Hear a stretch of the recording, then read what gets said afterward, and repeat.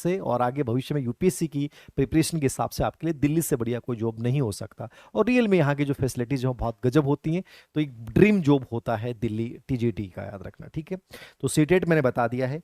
इसमें आगे देखिए अपन क्या देखते हैं।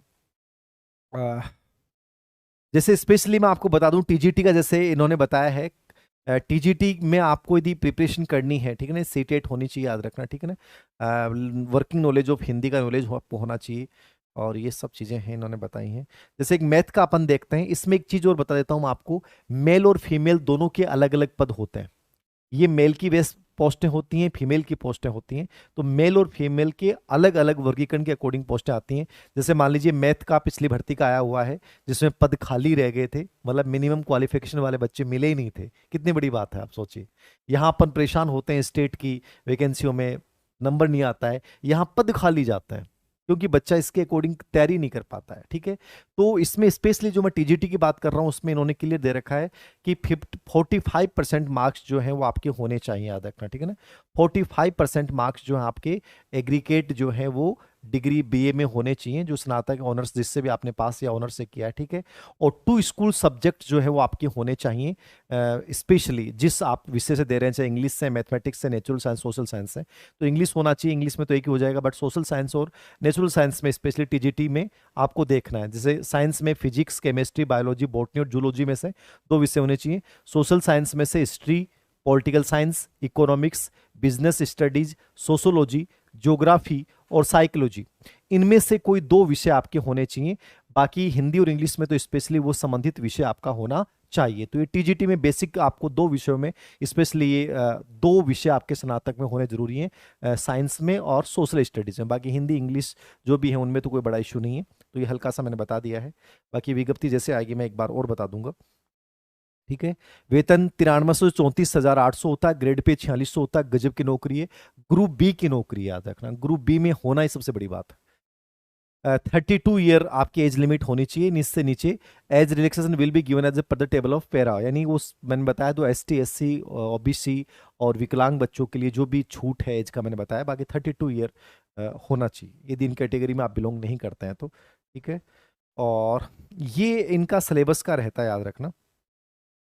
2 पार्ट रहते हैं इसके, ये ए और बी, ये ए और बी 2 पार्ट रखते हैं, याद रखना। जैसे मान लीजिए टीजीटी की आप प्रिपरेशन कर रहे हैं तो आपको ए और बी ये 2 पार्ट आपको देने हैं। ए जो पार्ट होता है, ए सेक्शन और बी सेक्शन, ठीक है। ये 200 नंबर का पेपर होता है, यानी कि यहाँ 100 नंबर ए में हो जाएंगे और 100 बी में हो जाएंगे, याद रखना। यानी 200 क्वेश्चंस आते हैं। कितने क्वेश्चंस आते हैं? 200 क्वेश्चंस, 1 नंबर का 1 क्वेश्चन हो गया। नेगेटिव मार्किंग होती है, याद रखना, ये याद रखिएगा। नेगेटिव मार्किंग डीएसएसबी में है, तो नेगेटिव मार्किंग को स्पेशली याद रखना है। ए और बी 2 सेक्शन होते हैं। अब और ए और बी 2 सेक्शन का मतलब क्या है? एक सेक्शन जो स्पेशली होता है उसमें 5 यूनिट होती हैं। ए सेक्शन में कितनी है? 5 यूनिट है। जैसे जनरल अवेयरनेस है, general intelligence and reasoning ability है, अर्थमेटिकल न्यूमेरिटिकल एबिलिटी है, हिंदी लैंग्वेज है और इंग्लिश लैंग्वेज है। यानी फर्स्ट सेक्शन ए, जैसे अपन स्टेट के एग्जाम में जीके का पेपर देते हैं, वहां पे कंप्लीट जीके नहीं है, जीके केवल इसका एक पार्ट है। इसको 5 पार्ट में डिवाइड किया, यानी 100% जो आएंगे वो आपके 5 यूनिट के अकॉर्डिंग आएंगे। और विशेष बात मैं आपको बता दूं यहाँ क्या होता है, जिससे 20 प्रश्नों की एक यूनिट होती है, ठीक है ना। अब जैसे आपने 20 प्रश्नों की एक यूनिट है, इसको आपको सबसे पहले ऑनलाइन मोड पे एग्जाम होता है, लगभग डीएसएस भी ऑनलाइन मोड पे करवाएगी, याद रखना, और लगभग दिल्ली में करवाएगी, ठीक है। तो इसमें ऑनलाइन मोड पे एग्जाम होता है। पहले आपके सामने 20 प्रश्न आएंगे जनरल अवेयरनेस के, ठीक है।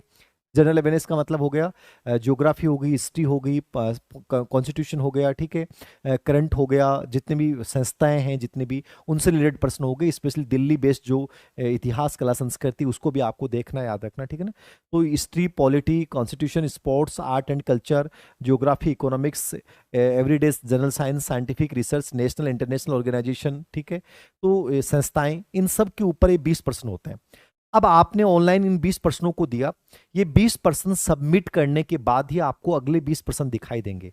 और याद रखना, आपने इन 20 प्रश्नों के आंसर दे दिए, मान लीजिए आपने 10 के दिए, 15 के दिए, अब ऐसा नहीं कि आप दोबारा जाके इसको दोबारा देख पाए, ऐसा नहीं होगा।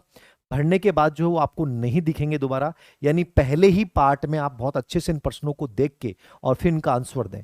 फिर अगले 20 प्रश्न आपके सामने आएंगे, ए पार्ट में। वो जनरल इंटेलिजेंस और रीजनिंग की एबिलिटी के आएंगे, तो जनरल वही problem solving, analysis, judgement, decision making, visual memory, ठीक है, जो नॉर्मली आते हैं, discrimination, observation, relationship concept, arithmetical reasoning, verbal and figure classification, arithmetical number series, ये सब 20 नंबर का है, यानी आपका जनरल इंटेलिजेंस और रीजनिंग वाला। फिर गणित वाला पार्ट आ गया, न्यूमेरिकल और अर्थमेटिकल। इसमें आपके एवरेज है, परसेंटेज है, रेशियो है, ठीक है, लघुत्तम समापवर्त्य है, ठीक है ना, डाटा इंटीग्रेशन है, simplification, loss, discount, simple, compound interest, measures time, work, time, distance, table and graphic, ये मैथमेटिक्स वाला पार्ट आ गया। ये 20 क्वेश्चन का एक पार्ट है, ठीक है। उसके बाद हिंदी लैंग्वेज के अंतर्गत आपको देखना है वोकेबुलरी है, ग्रामर है, सेंटेंस स्ट्रक्चर है, ठीक है, विलोम, अनुलोम, ठीक है, करेक्ट, मतलब वर्ड, वो जो हिंदी नॉर्मल हिंदी है वो है, याद रखना। और इंग्लिश में भी कॉम्प्रीहेंशन है, testing of content, understanding and the comprehension of the English language, addition the question of the vocabulary, grammar, sentence structure, synonyms, antonyms and its correct uses of the word also be covered. तो ये मैं आपको Telegram पे share कर दूंगा, इसको देख लीजिएगा, ये पिछली बार का रहा है सिलेबस इनका, यानी 5 पार्ट हैं। और 20 क्वेश्चन सबमिट करने के बाद अगले क्वेश्चन सबमिट होंगे, याद रखना, नेगेटिव मार्किंग रहेगी। तो ए पार्ट में आपको 100 क्वेश्चंस मिलेंगे, जिसमें आपको ऑलराउंडर प्रदर्शन करना है, यानी नॉर्मल आपको रीजनिंग भी आनी चाहिए, नॉर्मल मैथमेटिक्स से भी आपको आनी चाहिए, याद रखना, और आपको हिंदी इंग्लिश भी आनी चाहिए और जनरल अवेयरनेस भी आना चाहिए, ठीक है। और प्रत्येक पार्ट में आपको जो मिनिमम इनका है वो आपको अर्जित करना पड़ेगा, याद रखना, ठीक है। मैंने इसलिए कहा है आपको, क्योंकि अमूमन बच्चे इसलिए टीजीटी में सिलेक्ट, पीजीटी में सिलेक्ट, टीजीटी में सिलेक्ट नहीं हो पाते हैं, क्योंकि उनको इन चीज़ों का नॉलेज नहीं होता है। सिलेक्शन आसान है, जो बच्चा सिस्टेमेटिक तरीके से इस पैटर्न को समझ गया ना, वो मैं कह रहा हूं कि जो परीक्षा में इसको फॉलो कर गया 100% सिलेक्ट हो जाएगा। सबसे आसान कॉम्पिटिशन यदि कोई है तो वो डीएसएसबी का है, मैं फिर कह रहा हूं आप लोगों को, क्योंकि बच्चे जानते नहीं हैं, गलतियां करते हैं, एक पार्ट को अच्छे से कर दिया, दूसरे को किया ही नहीं।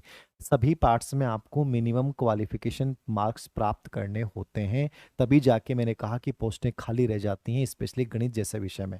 बाकी विषयों में भी बहुत ज़्यादा मेरिट नहीं रहती है, जैसे 200 क्वेश्चंस हैं, यदि आप उन 200 प्रश्नों में से 125% भी आप कर पाते हैं, यहां तक पहुंच जाते हैं, यानी 115 से लेकर 125 के बीच में अदर सब्जेक्ट में भी आपका सिलेक्शन हो जाता है, यानी लगभग ये मान के चलिए 50% यदि आप प्राप्त कर लेते हैं तो आप सिलेक्शन ले लेते हैं। डीएसएसबी के टीजीटी की विशेषता है। तो थोड़ा सा यदि आप इस ए पार्ट को मेंटेन कर जाते हैं, बी जो पार्ट है उसमें क्या होगा, आपका विषय होगा, ठीक है, और टीचिंग मेथडोलॉजी होगी। तो बी पार्ट में स्पेशली जो है वो सेक्शन बी में भी 100 क्वेश्चन आएंगे, याद रखना, कितने आएंगे, 100 क्वेश्चन आएंगे। इसमें लगभग ये मान के चलें कि अपन 85 के आसपास जो क्वेश्चंस होते हैं वो आपके सब्जेक्ट के होते हैं, और 10 से 15% हो सकता है कि 90 भी आ जाए यहाँ पे, ठीक है, और 10% आपके मेथड के आ जाए, तो 10 से 15% अपने मानते हैं कि टीचिंग मेथडोलॉजी यानी पेडागोजी के होंगे, ठीक है, जो जिसमें आपके मेथड्स रिलेटेड भी आते हैं, 2-4 टॉप परसेंट साइकोलॉजी के आते हैं, ठीक है ना, 2-4-5% साइकोलॉजी के होते हैं, 2-4 टीचिंग मेथड के, नॉर्मली पेडागोजी जो आपका है, तो न्यू एजुकेशन पॉलिसी वगैरह इनसे रिलेटेड पर्सन मिला के ये टोटल 2 सेक्शन आपके रहेंगे, ए और बी सेक्शन। तो इसको बी सेक्शन में आपको स्पेशली एनसीईआरटी पूरी पढ़नी है। एनसीईआरटी से बाहर नॉर्मली आता नहीं है, एनसीईआरटी प्लस स्नातक लेवल का एक पार्ट होता है, इसको यदि आप अच्छे से कवर कर लेते हैं तो आप यहाँ से बन सकते हैं। मेथडोलॉजी का, टीचिंग मेथड का, साइकोलॉजी के कैसे क्या क्वेश्चंस आते हैं डीएसएसबी में वो मैं आपको बता दूंगा, उसका पैटर्न क्या है, मैं कुछ 2-4 मॉडल अवनी एजुकेशन ऐप के ऊपर मैं शेयर कर दूंगा कि कैसी क्या चीज़ें आती हैं, तो आप उनको देख लीजिएगा, टेंशन लेने की आवश्यकता नहीं है। एनसीईआरटी को फॉलो कीजिए, मेथडोलॉजी और पेडागोजी का पार्ट मैं आपको समझा दूंगा कैसे बहुत नॉर्मल क्वेश्चन आते हैं, बस तनाव नहीं लेना इन चीज़ों को लेकर। ए पार्ट को स्पेशली आपको ध्यान देना पड़ेगा, यदि आपकी मैथ रीजनिंग ठीक नहीं है तो थोड़ा सा आप इंप्रूव करें, ताकि उनमें हिंदी इंग्लिश नॉर्मल आती है, याद रखना, ज़्यादा लेवल हाई नहीं आता है, जनरल अवेयरनेस का भी बहुत नॉर्मल लेवल आता है, बस कई बच्चे इसको देख के घबरा जाते हैं कि कैसे हम कर पाएंगे। तो ये 200 क्वेश्चंस का मैटर होता है, बहुत आसानी से आप कर सकते हैं, ये नॉर्मली इसका सिलेबस होता है, याद रखना, ठीक है। फिर देखिएगा इसकी अगली जो मैं चीज़ करवा रहा हूँ, सिटीजन ऑफ इंडिया, ये तो सब बता ही दिया मैंने, हाँ ठीक है। ये इसका मिनिमम पासिंग मार्क्स का होता है, जैसे जनरल कैटेगरी के हैं आप तो आपके 40% होने चाहिए मिनिमम, ठीक है ना, पेपर को पास करने के लिए। ओबीसी में से आप रिलेवेंट करते हैं तो 35% होने चाहिए, एसटी एसटी और विकलांग से करते हैं तो 30% आपके होने चाहिए, यानी ये मिनिमम क्वालिफिकेशन है कि आप उस पेपर में 40% और यदि आप ST SC से हैं तो 35%, जनरल से 40, OBC से 35 और ST SC से हैं तो 30%, याद रखना, ठीक है। तो ये 3 कैटेगरियां स्पेशली आपकी पासिंग मार्क्स की होती हैं, यानी बहुत कम ही रखा है मेरे अकॉर्डिंग। और मैंने कहा कि मैथ जैसे विषय में 40% भी जो बच्चा ले आता है वो सिलेक्ट हो जाता है, क्योंकि पिछली बार लगभग 450 से अधिक पद खाली रह गए, बच्चों के 40% भी नहीं आए, ये 35 नहीं आए, ये नहीं आए, इसलिए 450 से अधिक पद गणित विषय में पिछली बार खाली रह गए थे। तो कहने का मतलब ये है कि ज़्यादा बड़ा कंपटीशन नहीं है, ईमानदारी से करोगे तो हो जाएगा, याद रखना, ठीक है ना। तो मिनिमम क्वालिफिकेशन के मैंने बता दिए, इंटरव्यू TGT में होता नहीं है, PGT में संभवतः इंटरव्यू होता है। तो जैसे विज्ञप्ति आएगी बता दूंगा। इंटरव्यू जो होते हैं DSSB के हों चाहे KVS के हों, नॉर्मल होते हैं। बहुत सारे बच्चे KVS के इंटरव्यू या DSSB के इंटरव्यू के नाम से डर जाते हैं, TGT में तो इंटरव्यू है ही नहीं, प्राइमरी टीचर में इंटरव्यू है ही नहीं। लेकिन यदि PGT का, यदि DSSB का होता है तो वहाँ इंटरव्यू का प्रावधान मेरे अनुसार होता है शायद, ठीक है। तो इंटरव्यू के नाम पे डरिए मत। नॉर्मल इंटरव्यू की रणनीति क्या होती है मैं नॉर्मली बता दूंगा आपको, केवीएस में इंटरव्यू में क्या चीज़ें आती हैं। केवीएस के इंटरव्यू के ऊपर भी मैं एक वीडियो बना दूंगा, तनाव नहीं लें चीज़ों को लेकर। तो ये मैंने स्पेशली बताया है, आपको देख लीजिएगा, ठीक है। 15,546 के आसपास पोस्टें हैं, TGT के 10,956 के आसपास आएंगी। मिनिमम क्वालिफिकेशन, एक एडमिट कार्ड को आपको बड़ा संभाल के रखना होता है सिलेक्शन के बाद, इसकी बड़ी उपयोगिता है, इसको नहीं करें, याद रखना। मेल फीमेल के अलग आते हैं, ठीक है, ये बता दिया मैंने। तो ये स्पेशली चीज़ें हैं। एज का मैंने 32 बता दिया। टोटल कहानी यही है कि यदि आप 40% प्लस नंबर ले आते हैं तो आप DSSB TGT टीचर बन सकते हैं। बेस्ट वैकेंसियां हैं, और मेरे अकॉर्डिंग जो बच्चा सीरियसली बाकी चीज़ों पे जिसका ध्यान नहीं है, और तो उससे यदि सेंटर की नौकरी पसंद है, दिल्ली सरकार की नौकरी DSSB की पसंद है, दिल्ली जैसी राजधानी में रहने का मौका आप लोगों को इस नौकरी के माध्यम से मिल सकता है, प्लस वेतन भत्ते और सेवा शर्तें किसी भी स्टेट से सबसे शानदार दिल्ली सरकार NCR के हैं।